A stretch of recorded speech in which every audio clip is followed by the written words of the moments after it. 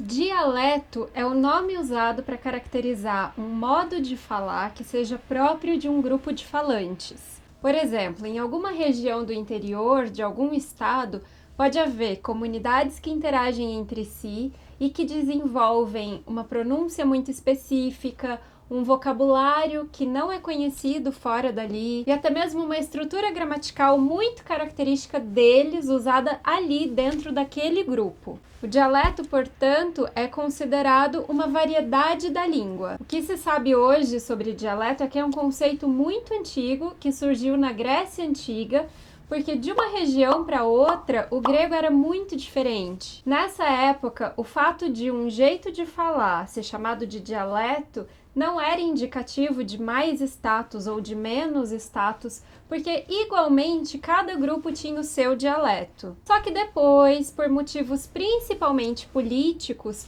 um desses dialetos foi eleito para representar a língua grega. Então ele funcionaria como um modelo de língua, representaria a língua oficial da Grécia Antiga e também seria a língua a ser ensinada naquele território naquela época. Quando esse modo de falar ganhou mais status, ele levou os outros a serem considerados de menor importância.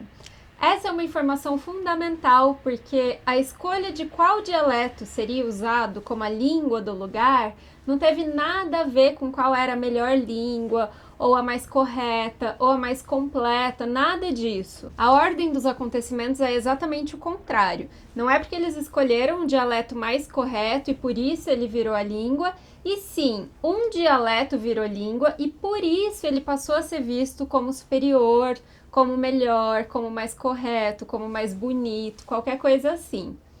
E, em geral, o dialeto que é escolhido para ter esse status de língua vai ser o de uma região que tenha mais poder político ou poder econômico. Não tem nada a ver com características intrínsecas da língua. Bom, como eu falei, uma consequência de um dialeto ter sido alçado ao status de língua foi que os outros dialetos passaram a ser vistos com alguma desconfiança, como se eles fossem modos de falar inferiores, menos importantes, feios. É daí que surge uma oposição entre língua e dialeto. E é daí também que vem uma frase muito famosa, que tem autoria meio incerta, que é assim: uma língua é um dialeto com exército e marinha. Ou seja, o que diferencia a língua do dialeto está muito mais relacionado a poder político, econômico, militar e não a língua em si. Vamos falar um pouco sobre o nosso caso? Em Portugal aconteceu a mesma coisa. Existiam vários modos de falar, e quando a capital do país passou a ser Lisboa, aquele dialeto que era específico só daquela região passou a ser considerado a língua do país inteiro, tanto que ganhou o mesmo nome do povo português, a língua portuguesa. Se vocês forem pesquisar, vocês vão ver que tem muitos casos assim no mundo inteiro. Outro exemplo é a Itália, que sempre teve vários modos de falar, mas o que a gente chama de italiano é a língua que era falada especificamente na Toscana. Tradicionalmente, para um modo de falar ser considerado um dialeto, ele tinha que ser específico de alguma região. Por isso ele era chamado ou de dialeto regional ou de dialeto geográfico. Mas atualmente esse conceito tem sido visto de um jeito bem mais amplo, que também abrange fatores sociais. Por exemplo, se grupos de pessoas de gerações diferentes usam, dentro do seu próprio grupo, um sistema linguístico que tem palavras específicas, uma gramática diferente ou um sotaque muito particular, isso poderia ser chamado de dialeto etário. E seguindo a mesma lógica, também pode existir um dialeto feminino, um dialeto masculino, um dialeto baseado em classe econômica e assim por diante. Aqui no Brasil, a gente já teve muitos estudiosos de dialetos regionais. Acho que uma expressão familiar para muita gente é o dialeto caipira ou dialeto rural, mas na verdade existem vários dialetos caipiras e não só um, tudo depende da região. Quando a gente compara línguas e dialetos, é claro que as línguas tendem sempre a ter um número maior de falantes, mas isso porque o uso de uma língua é resultado de uma imposição política.